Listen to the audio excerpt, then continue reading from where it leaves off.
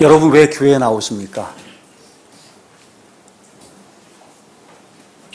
너무 원초적인 그런 질문이 될 텐데 너무나 많은 사람들이 교회에 나오는 이유를 알지 못하고 시계추처럼 주일이 되면 교회 갔다가 또 세상 나가 살다가 또 주일이 되면 교회 갔다가 이렇게 반복적인 그런 믿음 생활을 하고 있습니다. 그걸 과연 믿음 생활이라고 이야기해야 될지 그것도 알 수가 없어요. 믿음 생활이 아닌 경우가 너무 많고 종교 생활이다 그렇게 이야기해야 될 때가 많이 있습니다.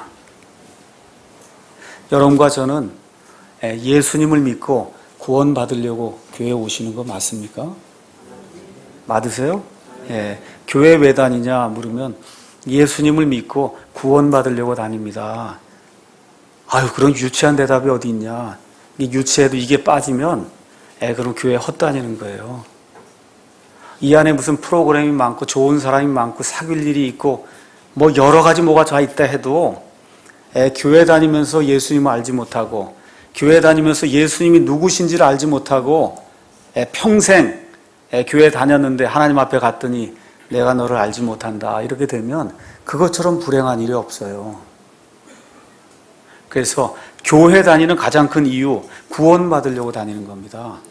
맞습니까? 그래서 교회에 아무리 좋은 일이 있어도 구원받는 일이 빠지면 그러면 그거 안고 없는 그런 찐빵이 되고 마는 거예요. 자, 그럼 구원이 뭐냐?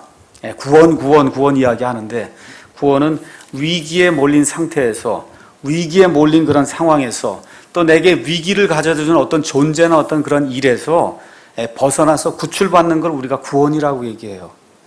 우리 남자 형제님들 가운데 야구 좋아하는 분 많이 있을 거예요. 지금 지고 있어요. 누가 나타납니까? 구원 투수가 나타나잖아요. 그게 구원이에요. 지금 상황이 지금 지고 있어요. 3대1로 지고 있는데 어떻게 하든지 구원 투수가 나타나서 이걸 지금 구원하려고 해서 이름이 구원 투수예요. 그게 구원입니다.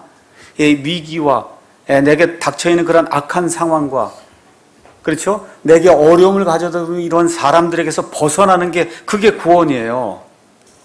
우리 인간에게도 사람의 죄로 말미암은 그러한 위기가 시시각각으로 닥치고 있습니다. 그래서 인간의 가장 큰 문제는 뭐냐? 죄예요, 죄. 아무리 훌륭하고 멋있게 생기고 많은 공부를 하고 이 세상에 많은 권세를 가지고 있어도 죄 없는 사람 아무도 없습니다.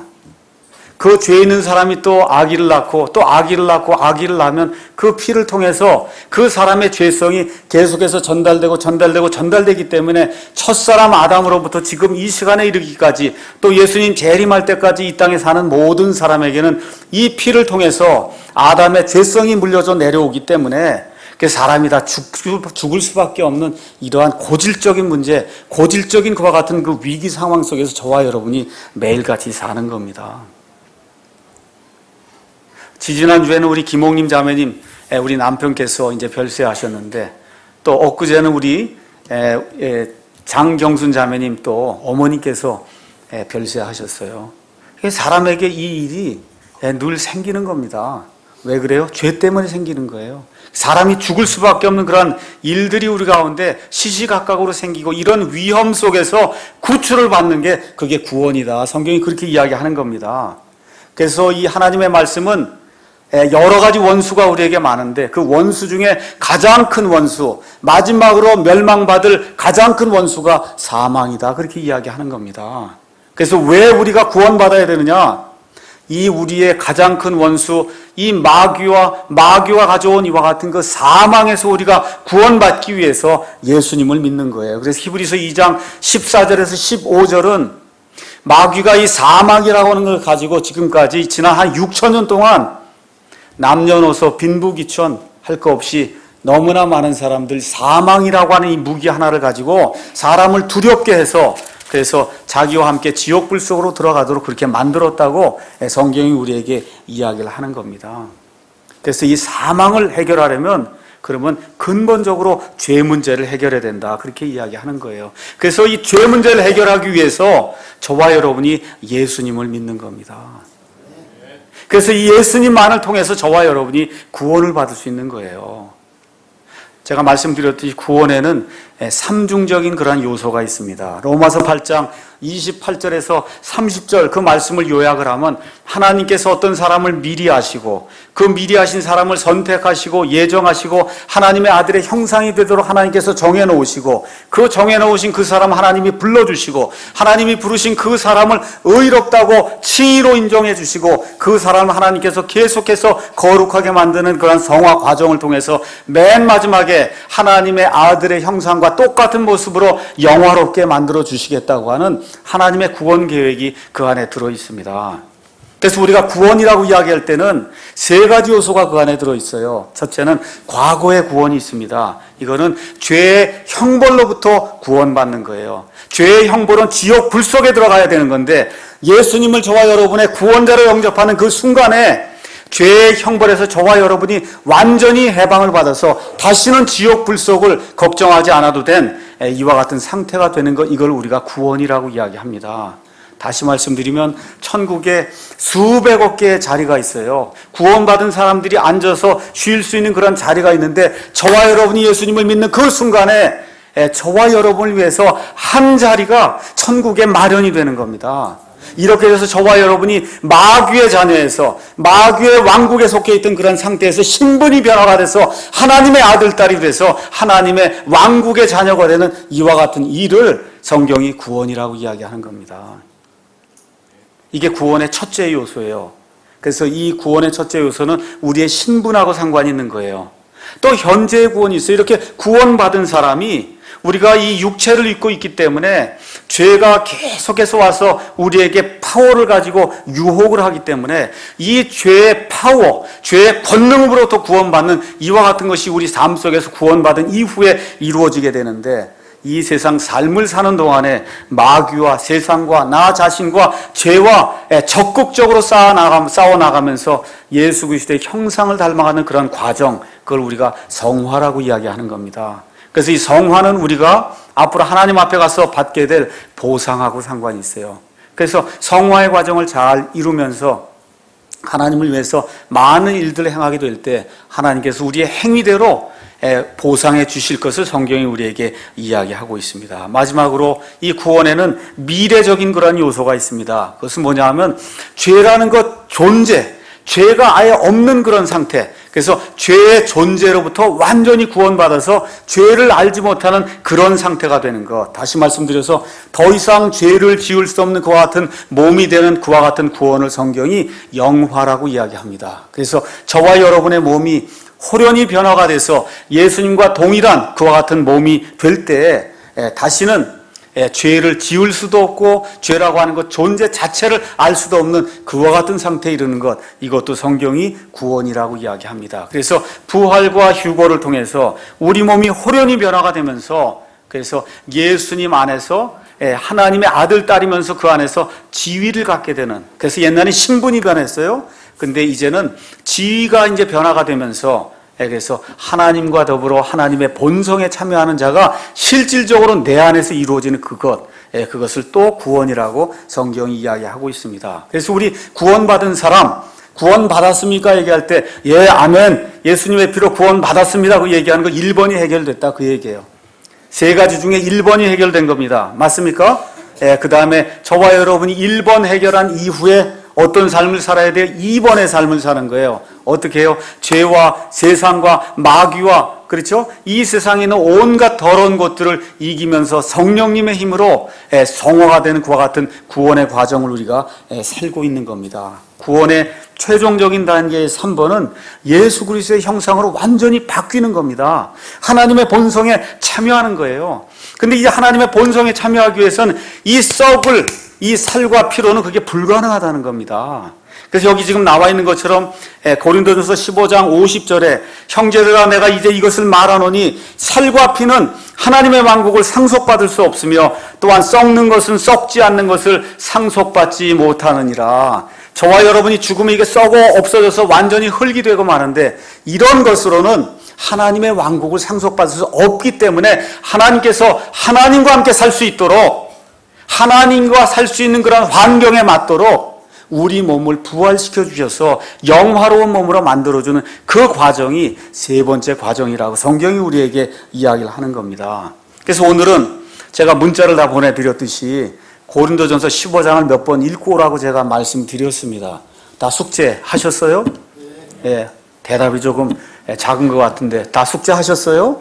예, 그래서 오늘은 고린도전서 15장 1절부터 58절에 있는 그 모든 내용을 제가 요약을 해서 부활의 모든 것이라고 하는 그런 제목으로 여러분에게 말씀드리겠습니다. 자, 사도 바울이 고린도 교회에 고린도전서를 썼습니다. 왜 썼느냐? 고린도 교회에 문제가 있어서 썼어요.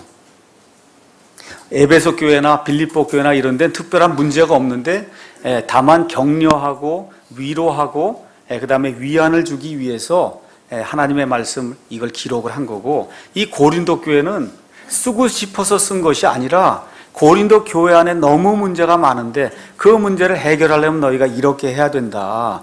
문제가 워낙 많기 때문에 그 문제를 해결하기 위해서 고린도전서와 고린도후서를 사도 바울이 하나님의 영의 인도를 받아서 기록을 하게 됐습니다. 자, 그럼 고린도 교회에 왜 고린도전서 15장을 기록했느냐? 고린도 교회 안에 부활에 대해서 잘못 생각하는 그런 사람들이 있었기 때문에 부활은 이런 것이다 라고 하는 걸 보여주지 않으면 그 고린도 교회에 속해 있는 그런 성도들이 잘못 복음을 전하거나 잘못 오해해서 평생토록 구원의 확신을 갖지 못하고 벌벌벌벌 떠는 가운데 이렇게 사는 것이 안타까워서 지금 하나님의 영께서 인도해 주시는 대로 지금 사도 바울이 고린도전서 15장을 기록한 겁니다. 어떤 문제가 있었냐? 이 고린도 교회 성도들이에요. 다 성도들입니다. 구원받은 사람들이에요. 구원받았는데도 불구하고 부활이 없다고 믿는 사람들이 그 고린도 교회 안에 있었다는 겁니다. 12절 말씀 한번 보겠습니다. 12절. 이제 그리스도께서 죽은 자들로부터 일어나셨다고 선포하였거늘 너희 가운데 어떤 자들은 어찌 죽은 자들의 부활이 없다고 말하느냐. 이게 제 말이 아니에요. 사도 바울이 사람들 편에 소식을 들었어요. 그 소식을 들었더니 고린도 교회 이 성도들이 이미 구원받은 사람들인데, 글쎄 사도 바울 선생님, 이 사람들이 구원받았는데도 불구하고 죽은 자들이 다시 일어나는 이 부활이 없다고 주장하는 사람들이 고린도 교회에 몇 사람이 있습니다. 이 문제를 해결해 주셔야 되겠습니다. 자, 그러면 왜 이런 일들이 생기게 됐냐? 제가 지난주에도 말씀드렸듯이 그 당시 그 이교도들의 세상, 이 세상에서는 죽은 자들이 다시 산다고 하는 것은 믿기가 대단히 어려웠어요. 죽으면 끝이다. 이게 제일 큰 대답이고, 아니면 인도에서 이야기하는 것처럼 죽은 다음에 말을 잘 들었으면 조금 더 나은 상태가 되고, 말을 잘 못 들었으면 벌레도 되고 돼지도 되고 이렇게 해서 윤회가 된다고 하는 이런 사상을 이교도들이 믿었기 때문에, 그래서 예수 그리스도의 그 부활을 선포하게 될 때 예수님이 부활하신 것은 내가 믿지만 이 몸이 이게 완전히 들어가서 무덤 속에 들어가 완전히 썩어서 없애지는데 이 몸이 어떻게 다시 살겠냐, 이렇게 생각하는 사람들이 심지어 성도들 가운데도 있었다는 겁니다. 그래서 33절에 이런 것들을 가르치는 자들이 있었기 때문에 사도 바울이 속지 말라. 악한 사귐은 선한 습성을 부패시키느니라. 그래서 교회 와서 하나님의 말씀을 열심히 듣고 해도 세상에 나가서 악한 친구들, 나쁜 친구들의 말을 자꾸 들으면 부활이 없다 그러죠. 윤회에서 돼지가 된다 그러죠. 맨 끝에 가면 개미가 된다 그러죠. 뭐 이런 식으로 자꾸 얘기를 들으니까 하나님에 대한 그런 믿음을 잃어버릴 수밖에 없는 그런 상태에 빠진다는 겁니다. 혹시 여기 앉아 계신 분 가운데 이게 죽어서 이 몸이 없어지면 이게 과연 다시 살 수 있을까? 이 고린도 교회 성도들 가운데 어떤 사람들처럼 그렇게 의심을 하고 있는 분 계십니까? 도저히 이게 믿기지 않는다. 이거 5년, 10년 되면 이게 다 사가서 그냥 아무것도 안 남는데 과연 이게 살 수 있을까? 감사한 거는 그런 사람도 하나님이 성도라고 칭해 주시는 거예요. 여러분, 여기 그렇게 돼 있잖아요. 그런 사람도 하나님이 성도라고 칭해 주신다, 그 얘기입니다. 한번 가서 보겠습니다. 고린도전서 1장 말씀 제가 보겠습니다. 고린도전서 1장. 이 고린도전서의 수신자가 하나님의 뜻으로 말미암아 예수 그리스도의 사도로 부르심을 받은 바울과 우리 형제 소스데네는 고린도에 있는 하나님의 교회 곧 그리스도 예수님 안에서 거룩히 구별되고 성도로 부르심을 받은 자들에게 편지한다. 이렇게 기록이 돼 있죠. 그래서 이 몸이 과연 살아날까 이거 의심하는 사람도 예수 그리스도만 믿으면 구원받게 해주시고 부활하게 해주신다고 하나님이 놀라운 은혜를 주신다는 거예요. 근데 문제가 뭐가 문제가 되냐? 이렇게 확신을 가지 못하면 그럼 어떻게 돼요? 사는 삶이 불안정해갖고 매일같이 어려움이 닥쳐요. 이게 정말 믿고 구원을 받았는지 안 받았는지 평생 동안 이거 고생하고 살면 얼마나 힘듭니까? 맞습니까? 그래서 구원 받았음에도 불구하고 구원을 잃어버린다 그러고, 그렇죠? 구원 받았음에도 불구하고 구원을 잃어버린다고 주장하는 사람이 너무나 많아요. 평생 동안 그것 때문에 고민하는 사람 많습니다. 부활이 과연 이루어질까 안 이루어질까 고민하는 사람이 많아요. 그럼에도 불구하고 예수님만 믿으면 구원 받습니다. 그런데 삶이 불안정해지면 그러면 좋지 않잖아요. 그렇죠? 그래서 혹시 우리 가운데도 그런 분들이 있을까 봐 제가 오늘은 부활의 모든 것에 대해서 여러분에게 설명을 하려고 합니다. 그래서 사도 바울이 어떤 사람이 구원을 받은 사람이냐, 고린도전서 1장 1절에서 11절에 사도 바울이 다시 한번 이 사람들에게 짚어주는 겁니다. 뭘 짚어주는 거냐?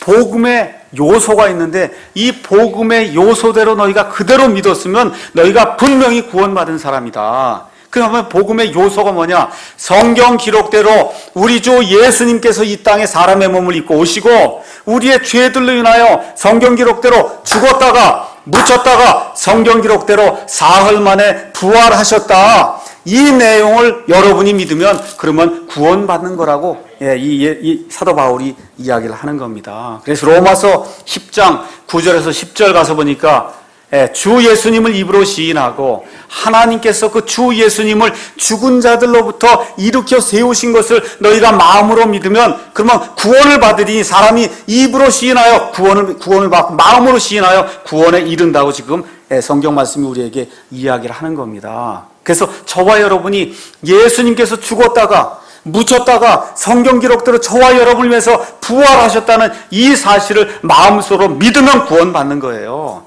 이 복음의 정수가 바로 부활이라고 성경이 이야기를 하고 있는 겁니다. 그래서 이 내용을 사도 바울이 고린도 성도들에게 다시 한번 확신시켜주기 위해서 예수님이 부활하신 것이 복음의 핵심인데 그 예수님이 부활하신 그 내용을 이야기하면서 그 예수님이 부활하신 이후에 베드로에게 나타나시고 12 사도에게 나타나시고 500의 형제에게 나타나시고 그 다음에 주의 형제 야고보에게 나타나시고 맨 마지막으로는 별것 없는 나에게까지 나타나서, 그래서 내가 예수님을 핍박하고 예수님의 교회를 핍박했음에도 불구하고 부활하신 그 예수님이 내게 나타나셔서 자신을 계시해 주실 때 내 삶이 완전히 변한 것을 너희가 보지 아니하였느냐. 이게 부활의 권능이요, 이게 복음의 권능이다. 그렇게 이야기하면서 이 십자가가 기독교의 상징이 아니라 기독교의 참된 상징은 빈 무덤이다. 지금 사도 바울이 그 이야기를 선포하고 있는 겁니다.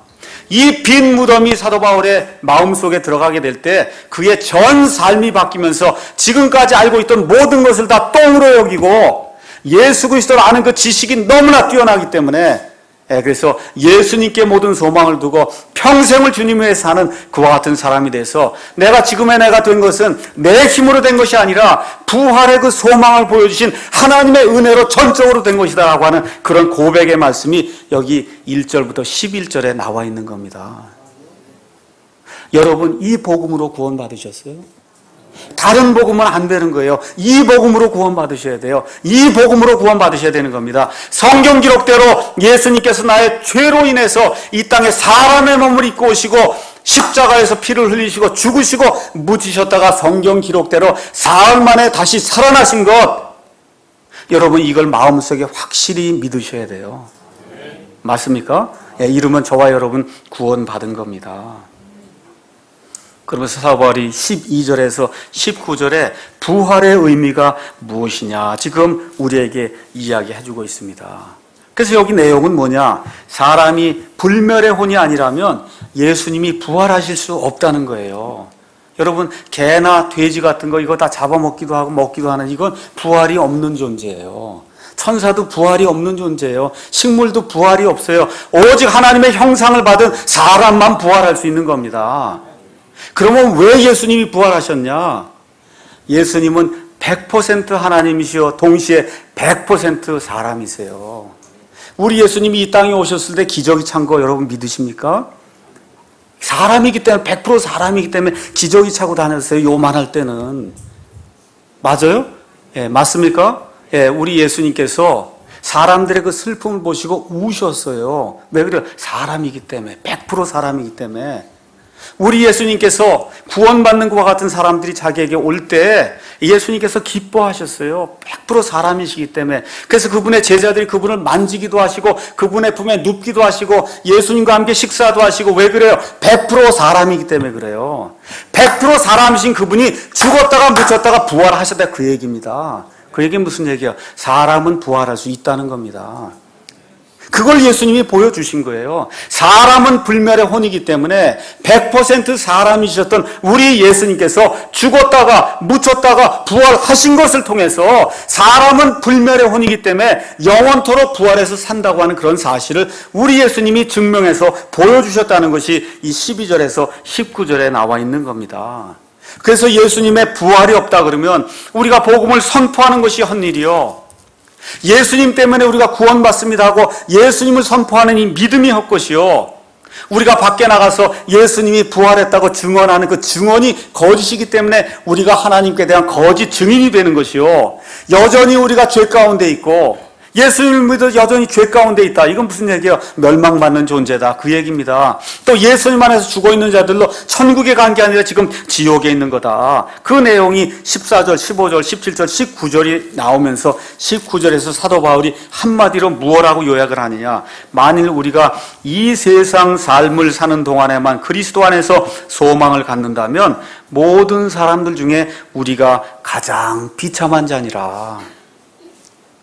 예수님을 믿는 게 그저 이 세상에서 뭐가 일이 잘 되고 아이들이 잘 되고 먹고 사는 게 잘 되고 그저 이걸 다 끝난다 그러면 이 세상에서 가장 비참한 자가 우리라는 거예요. 여러분 이해하시겠죠? 그러니까 우리의 소망은 여기 끝이 아니라 앞으로 영원히 사는데 우리의 소망이 있다. 성경이 지금 그 얘기를 하는 겁니다. 맞습니까? 네, 이러면서 사도 바울이 부활 프로그램에도 순서가 있다, 그렇게 이야기합니다. 오늘 아침에도 예배 순서가 다 있었죠? 맞습니까? 예, 어느 음악회 가도 순서 프로그램이 있잖아요. 부활도 프로그램인데 그 부활 프로그램에도 순서가 있다. 그 내용이 20절에서 28절에 나와 있는 겁니다. 그래서 부활에는 첫째 부활이 있고 둘째 부활이 있어요. 먼저 둘째 부활 먼저 이야기를 하겠습니다. 여기 지금 우리가 얘기하는 부활은 첫째 부활을 이야기하는 거예요. 이 둘째 부활은 언제 이루어지냐?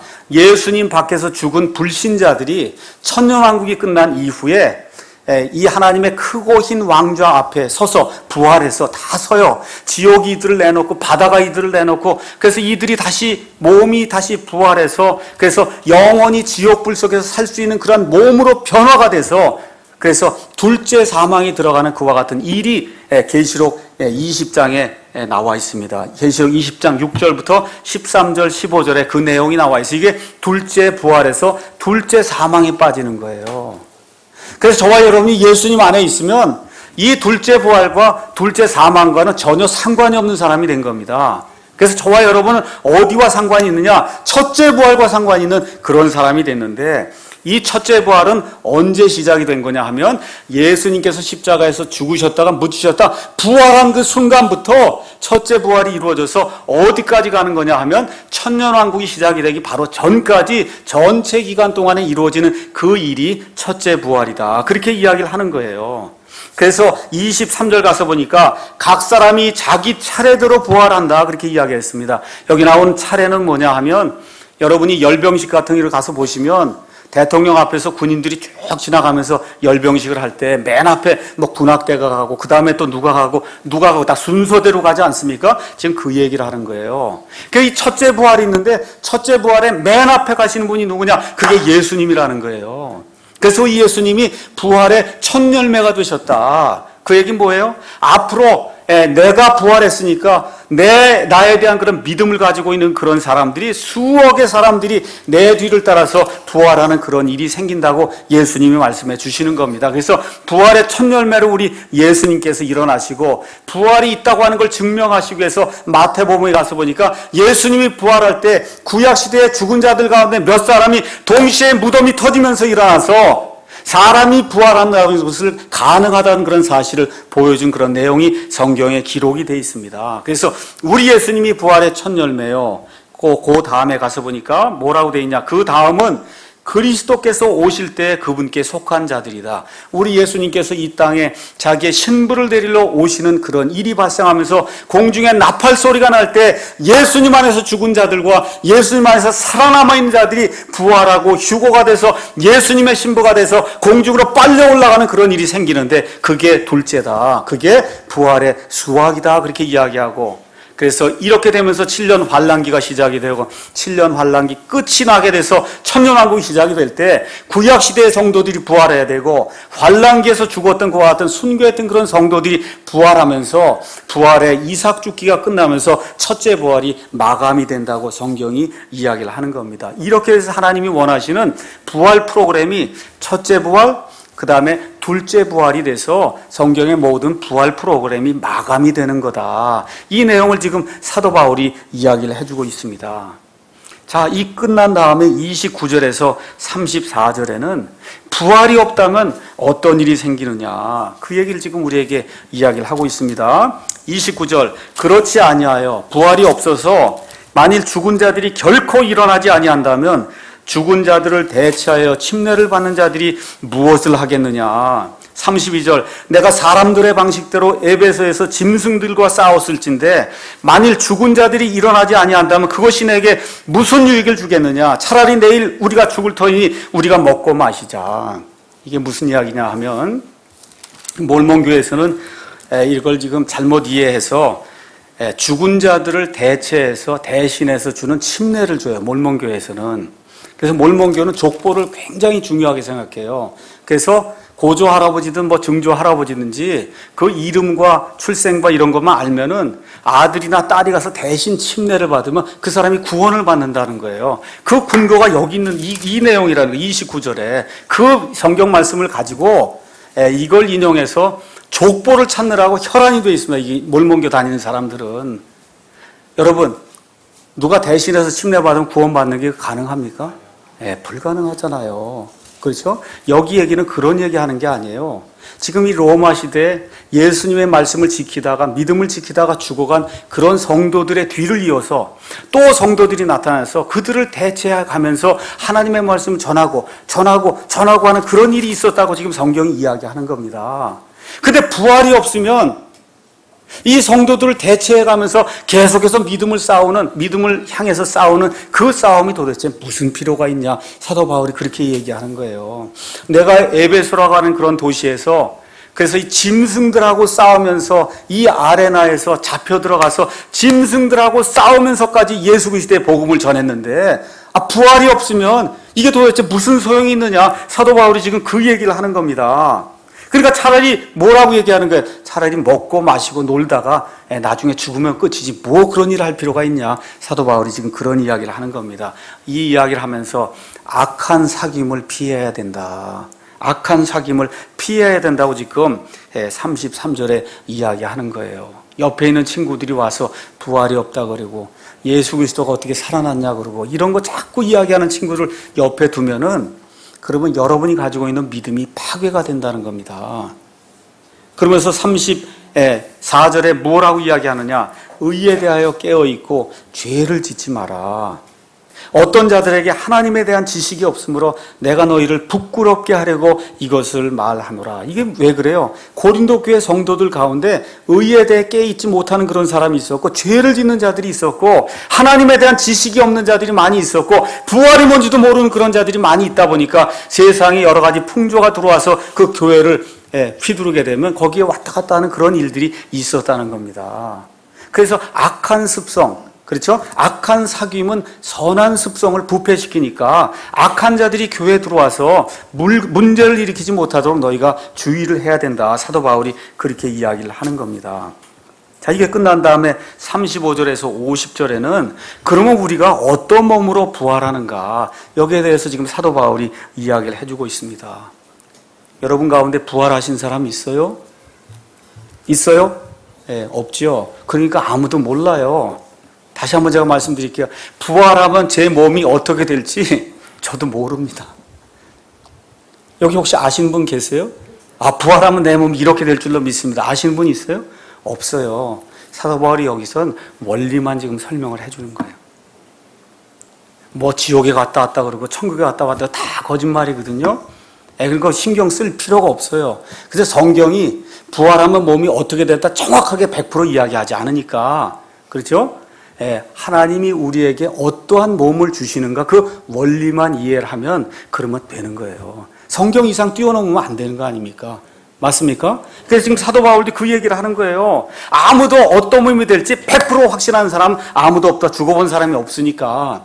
맞습니까? 다만 요한일서, 성경에 나와 있는 그 말씀에 따라서 요한일서에 뭐라고 기록이 되어 있냐, 요한일서 3장 2절 3절 가서 보니까 이렇게 이제 기록이 되어 있습니다. 사랑하는 자들아, 이제 우리는 하나님의 아들들이니라.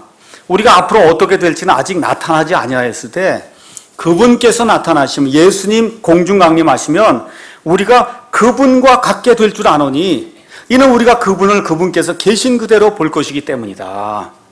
우리가 아는 거 이것뿐이 없어요. 예수님 부활하신 그 이후에 제자들에 나타나시고 자기를 보여주시고 할 때 가지고 계셨던 그 몸 아시죠? 그 몸처럼 될 것만 우리가 아는 거지 한 번도 그 몸을 본 사람 없잖아요. 맞습니까? 지금 그 이야기를 하면서 지금 사도 바울이 부활하게 될 때 우리 몸이 어떻게 변화가 될 것인가를 지금 원리를 지금 가르쳐주고 있습니다. 자, 그러면서 사도 바울이 뭘 얘기해요? 밀을 수확하려면 밀 알갱이 그 씨를 갖다 뿌리지 않냐. 몸을 뿌려요? 씨를 뿌려요? 씨를 뿌려요. 그럼 씨가 죽으면 뭐가 돼요? 나중에 밀이든 아니면 쌀이든 볼이든 그 몸이 나타나는 그런 일이 생기는 것처럼 알갱이를 먼저 뿌리는 거지 몸 자체를 뿌리는 게 아니다. 지금 그 얘기를 하고 또 하나 뭐예요? 반드시 그 알갱이가 죽어야, 그래야 하나님이 그것 자체에 필요한 그런 몸을 가장 합당하게 주신다는 거예요. 하나님이 친히 밀에게는 밀의 몸을, 보리에게는 보리의 몸을, 벼에게는 벼의 몸을 그렇게 각각의 필요한 대로 그것 자체의 고유의 몸을 주신다는 겁니다. 하나님께서 보시기에 가장 합당한 몸으로. 그러면서 사람의 몸이 다르고 돼지의 몸이 다르고 개의 몸이 다르고 원숭이 몸이 다른 거 너 보지 아냐. 맞습니다. 다 달라요. 해를 보니까 해의 몸이 이만하게 다르고 달이 요만하게 다르고 별이 이렇게 다 다르지 않냐. 맞습니까? 죽은 자들의 부활도 이와 똑같다. 하나님께서 우리 사람을 위해서 만들어 놓으신 사람 고유의 그런 몸이 있다는 거예요. 하늘의 나라에 가장 적합하게 하나님이 만들어 놓으신 그 몸, 그 몸을 입혀주신다는 겁니다. 이 세상에 여러 가지 그런 몸이 왜 필요해요? 그것 자체에게 그 몸이 필요하기 때문에 하나님이 주셨듯이 지금 이 시대에 하나님이 이 몸을 주셨어요. 두 발로 걸어다니고 두 손으로 뭘 할 수 있고 두 눈으로 볼 수 있는 이런 몸을 주셨어요. 왜 그래요? 이 땅에 사는 동안에는 저와 여러분이 이 몸을 입고 있어야 하나님 보시기에 가장 합당하기 때문에 이 몸을 주신 거예요.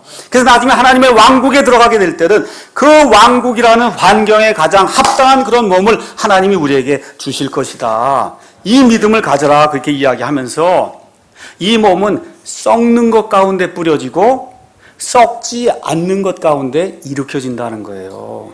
이 몸이 썩어야 그래 썩지 않는 것으로 다시 일어난다는 겁니다. 수치 가운데 이 몸이 뿌려져요. 죽으면 울고, 그렇죠? 죽는 사람도 그 앞에서 꼼짝 못하고 수치스럽게 벌거벗고 있고, 이 수치 가운데 이게 뿌려진 다음에 뭐라 그래? 영광 가운데 일으켜진다. 그래서 나중에 우리 몸이 변화가 돼서 우리 자신을 보게 되고 내 아내를 보게 되고 내 아이들을 보게 되고 내 부모를 보게 될 때 영광에 넘쳐서 기뻐하는 그런 몸이 된다고 성경이 이야기를 하는 겁니다. 연약함 가운데 뿌려지고 죽음을 이기지 못하고 이 병에 걸려서 연약한 가운데 누워있지 않습니까? 이런 가운데 이 몸이 뿌려지면 나중에 뭐라 그래요? 본능 가운데 이 몸이 일어나서 어느 누구도 우리를 타치할 수 없는 하나님의 아들의 형상의 그 몸을 입게 된다고 우리에게 이야기를 하는 겁니다. 본성에 속한 몸, 이 땅에 살도록 하나님 만들어진 이 몸으로 뿌려진 다음에 영에 속한 몸으로 일어난다는 거예요. 본성의 몸에 있듯이 하나님의 나라에 적합한 그런 몸이 있다고 성경이 우리에게 이야기를 해주는 겁니다. 그 이야기를 하면서 첫째 사람 아담의 형상을 가진 상태로 뿌려진 이후에 마지막 아담이신 예수 그리스도의 형상을 가진 그런 사람으로 일어난다고 성경이 이야기를 하는 겁니다. 그러니까 부활하려면 순서상 뭐가 있어야 돼요? 땅에 속한 이 몸이 먼저 들어가서 썩는 일이 있어야 그래야 하늘에 속한 그 몸으로 변화가 될 수 있다. 성경이 그 얘기를 하는 겁니다. 다시 말씀드리면 밀을 수확하려면 밀 알갱이를 뿌려야 되듯이 저와 여러분이 나중에 하나님하고 함께 살려면은 이 육신의 몸을 뿌려야 된다는 거예요. 이 육신의 몸이 없는 존재는 영의 몸을 가질 수 없다는 거예요. 그러니까 하나님이 저와 여러분에게 육신의 몸을 주신 것 자체가 엄청난 하나님의 은혜다. 지금 성경이 그 얘기를 하는 겁니다. 그래서 오직 사람에게만 부활의 기회가 주어진다는 거예요. 이 얘기를 하면서 결론적으로 50절에 형제들아 내가 이제 이것을 말하노니 살과 피는 하나님의 왕국을 상속받을 수 없으며 또한 썩는 것은 썩지 않는 것을 상속받지 못하느니라. 다시 말씀드려서 저와 여러분이 가지고 있는 이 본성의 몸 살과 피로는 하나님이 만들어 놓으신 그와 같은 환경, 하늘의 왕국에 들어가서 살 수가 없기 때문에 하나님하고 같이 살려면 하나님하고 같은 모습으로 변화가 되어야 되기 때문에 하나님이 우리에게 반드시 부활시켜서 우리를 부활시켜서 영화로운 몸으로 만들어주시는 그와 같은 일이 우리에게 발생해야 된다고 성경이 우리에게 이야기하는 겁니다. 이 이야기를 하면서 51절에서 57절에 사도 바울이 부활은 신비다 이렇게 얘기해 주고 있어요. 여러분이 성경을 읽을 때 신비라고 하는 미스터리라고 하는 그런 단어가 이제 나옵니다. 이 미스터리, 신비는 어떤 거냐? 지금까지 아무도 알지 못하던 거예요. 하나님이 드러내어 보여주지 않은 거예요. 아무도 구약시대 사람들도 그냥 흐리게 이게 부활이 있겠구나 하고 이렇게 생각을 했지 하나님께서 구체적으로 여기 고린도전서 15장에 있는 것처럼 구체적으로 모든 걸 가르쳐 준 적이 없는 그와 같은 진리를 성경은 신비라고 이야기하는 거예요. 다시 말씀드려서 예수 그리스도의 영이 그 안에 있지 않으면 아무리 봐도 알지 못하는 게 그게 신비예요. 두 눈을 뜨고 이걸 읽어도 무슨 얘기인지 알지 못하는 게 신비라니까요. 예수 그리스도의 영만 있으면 배우지 못했어도 이 말씀을 들으면 아 그렇구나 하고 이해하는 게 그게 신비다. 지금 이야기를 하면서 뭐라고 이야기해요? 보라 내가 너에게 한 가지 신비를 보이노니 신비예요. 예수님 믿는 사람만 알 수 있는 거예요. 박사학위를 가졌어도 영이 깨어지지 아니하고 거듭남이 없으면 아무리 이야기해도 알지 못하는 그 신비를 내가 너에게 한 가지 보여줄 텐데 어떤 것이 신비냐? 우리가 다 잠자지 아니하고 심지어 자기 몸이 산다는 것을 알지 못하는 그런 성도들이 있음에도 불구하고 그 우리 나와 여기 있는 성도들 다 합쳐서 그 우리가 다 잠자지 아니하고 마지막 나팔 소리가 날 때 눈 깜짝할 사이에 순식간에 변화가 되리라. 이게 신비라고 이야기하는 겁니다. 교회 다니면서도 이 신비를 모르는 사람이 얼마나 많은지 몰라요. 몸만 교회 다니는 거예요. 종교 생활하면 이 신비를 알 수 없다는 거예요. 그래서 지금 성경이 이거를 신비라고 이야기하는 겁니다. 왜 나팔 소리가 나느냐? 여러분이 신약과 구약 성경 가서 자세히 살펴보시면 하나님이 강림하시면서 하나님의 백성을 모을 때에는 항상 나팔 소리가 있었어요.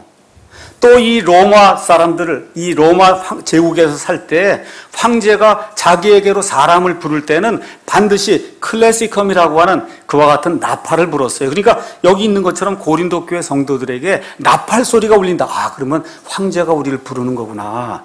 나팔 소리. 아 이거 구약 성경을 보니까 하나님이 강림하셔서 자기 백성을 부를 때는 나팔 소리가 있는구나. 다시 말씀드려서 예수님께서 이 땅에 이 공중에 강림하실 때에도 자기 백성을 불러 그렇게 공중에 강림하시기 때문에 반드시 나팔 소리가 있다는 겁니다.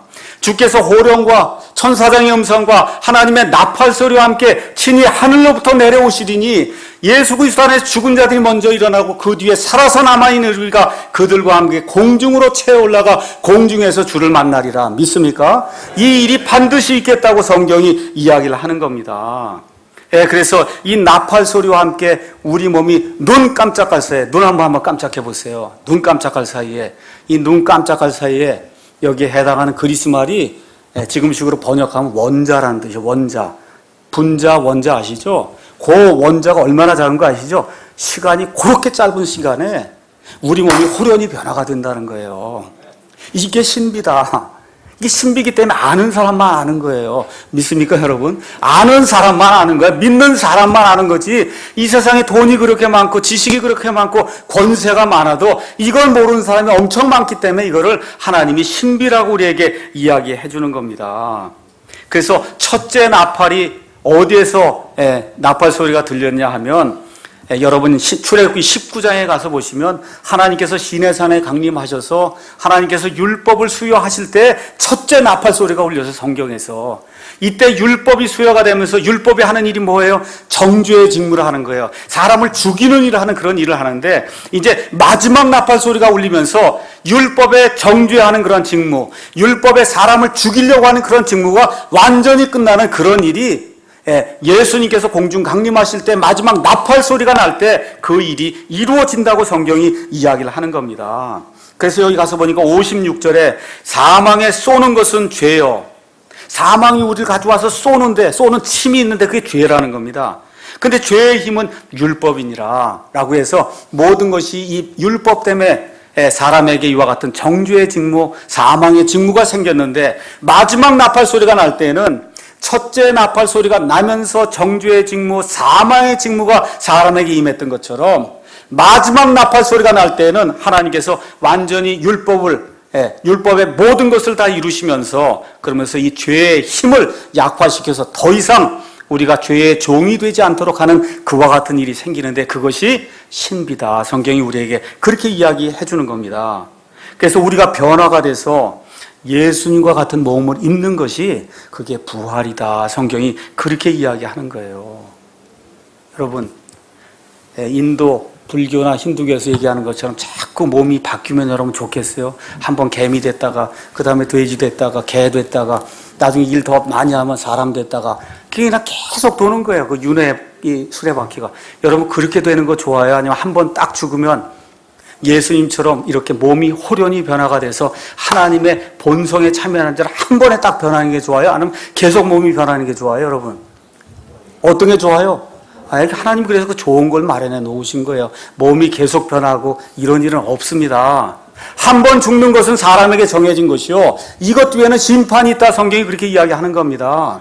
그래서 예수 그리스도 안에 들어온 자들은 예수님의 피를 통해서 영원히 구원받는 그와 같은 하나님의 판단, 심판이 있는 것이고 예수님 밖에 있는 자는 그걸 더 생명이 끝나고 지옥 불 속으로 들어가서 마귀와 함께 영원히 살 수밖에 없는 이와 같은 정죄의 심판이 있다고 성경이 우리에게 이야기하는 겁니다. 그래서 사람의 몸이 윤회가 된다 그러고 사람의 몸 완전히 소멸이 돼서 없어진다 그러고 이거 다 마귀의 가르침입니다. 성경은 하나님 안에서 영원히 살게 될 사람도 몸이 다시 부활돼서 그래서 하나님과 함께 살게 되고 영원히 지옥불 속에 마귀와 함께 사는 그 사람도 몸이 다시 부활해서 그 불 속에서 영원히 살 수 있는 그런 몸으로 바뀐다고 성경이 우리에게 이야기를 하고 있는 겁니다. 이렇게 되면서 사망이 승리 가운데서 삼켜지게 될 때 마귀의 모든 계략이 수포로 돌아간다고 성경이 우리에게 이야기하고 있는 겁니다. 여러분, 마귀가 자기의 천사들 약 3분의 1을 데리고 사람을 만드시기 전에 타락해서 그래서 하나님을 반역하고 큰 죄악을 저질렀어요. 하나님께서 그 이후에 이 아담과 이브를 만드셨어요. 하나님의 형상과 하나님의 모습을 따라 아담과 이브를 만들었어요. 마귀가 뱀으로 나타나서 이 아담과 이브를 타락시켜서 이제 다 끝났구나 하고 좋아하는데 하나님이 이 부활 프로그램을 통해서 잘 들으셔야 돼요. 첫째 그 아담과 이브보다 더 좋은 상태로 만들어주시는 거예요. 첫째 아담과 이브는 제일 좋은 게 뭐예요? 그냥 에덴 동산에서 벌거벗고 평생 영원토록 사는 거예요. 여러분 그게 나요? 아니면 몸이 홀연히 변화돼서 예수님과 같은 영화로운 몸을 갖고 하나님의 아들, 딸로 하나님의 본성에 참여해서 시공간에 제약이 없이 사는 거예요. 여러분 그게 어느 게 더 좋아요, 여러분? 어느 게 더 에덴 동산에 사는 것보다 그렇죠? 마음대로 왔다 갔다 이 시공간의 제약을 받지 않고 하나님의 아들, 딸로 사는 게 더 좋잖아요. 맞습니까? 하나님께서 이 마귀의 일을 멸하시고 이 멸하시는 그 일을 통해서 부활을 통해서 우리의 몸을 완전히 바꿔주심으로 말미암아 첫사람 아담보다 더 좋은 지위와 더 좋은 신분을 갖는 그런 사람으로 만들어주는 그 일이 바로 부활의 일이다. 성경이 그렇게 이야기하는 겁니다. 믿습니까 여러분? 네, 그래서 마귀가 망쳐놓은 그 일을 하나님께서 영광스럽게 만들어 주셔서 심지어 저와 여러분을 예수 그리스도와 함께하는 공동 상속자로 하나님의 본성에 참여하는 자로 영화로운 몸으로 만들어준 그 일이 바로 부활이라고 성경이 우리에게 이야기하고 있는 겁니다. 이 모든 일을 우리 예수님께서 부활하심으로써 증명에 입증해 주셨기 때문에 구원받은 자들 가운데 그걸 믿지 아니함에도 불구하고 구원만 받았으면 그런 몸으로 바꾸어 주시겠다고 하니 얼마나 큰 영광입니까? 믿습니까? 예. 이 말씀과 더불어 부활의 백성이 해야 될 일이 58절에 기록이 되어 있습니다. 58절. 그러므로 이 부활이 이렇게 좋은 거 너희들 알지 않았냐? 그러니까 내가 너희에게 이야기한다. 내 사랑하는 형제들아, 너희는 굳게 서서 흔들리지 말고 항상 주의 일을 넘치게 하라. 하나님의 일을 어떻게 하라 그래요? 넘치게 하고 있어요, 여러분? 아니, 제가 묻는 거예요. 이런 소망이 있으면 어떻게 주의 일을 조금 하라 그래요? 넘치게 하라 그래요? 이게 제 말이 아니고 하나님 말씀이에요. 이런 소망이 있으면 주의 일을 조금 해야 돼요? 넘치게 해야 돼요? 넘치게 하라니까 매일 교회로 하는 거 아닙니다. 예. 내 상황과 내 처지에서 내가 가지고 있는 걸로 최선을 다하라는 거예요. 여러분 이해하시겠어요? 아이, 목사가 또 일 시키려고 얘기하는가 보다. 저는 일 안 시키는 목사입니다. 여기 와서 일하라고 하지 않아요. 하나님의 일이 무엇이냐? 저런 경건 서적도 읽고 전도지도 있으면 나눠주시고 내 입을 벌려서 증언해야 될 거면 증언하고 아이들 바르게 키우고 가정생활 똑바로 하고 그래서 사회생활 바르게 하고 이게 다 주님의 일이에요. 주님의 일이 교회에 와서 일하는 것만 주님의 일이 아니에요. 아시겠죠? 그래서 하나님이 우리에게 주신 그런 이 똑바른 그런 정신을 가지고 주님의 일을 넘치게 가정생활을 풍성하게 아이들 제대로 잘 키우고 사회생활 제대로 하고 그리고 우리가 교회에 와서 주님의 일을 넘치게 이렇게 하게 될 때 너희 수고가 주 안에서 헛되지 않은 줄 너희가 아느니라.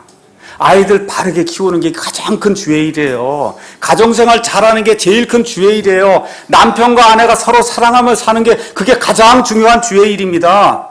성경 말씀을 읽고 이런 경건 서적들을 읽고 남들에게 무언가 전하기 위해서 입을 여는 게 이게 주의 일입니다.